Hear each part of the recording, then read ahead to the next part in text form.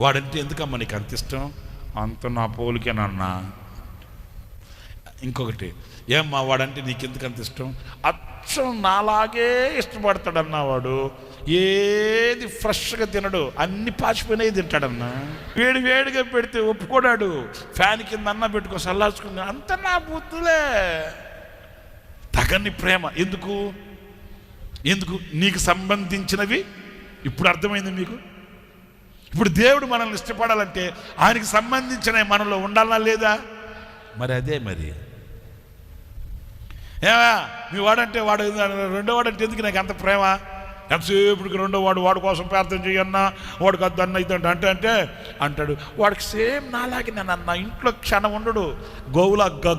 గాలి గోవులా తిరుగుతా ఉంటాడు. అంత ఈయన ఆయన అంత ఇష్టపడుతున్నాడంటే అర్థం ఏంటంటే ఈయనకి సంబంధించిన వాళ్ళు ఉన్నాయి.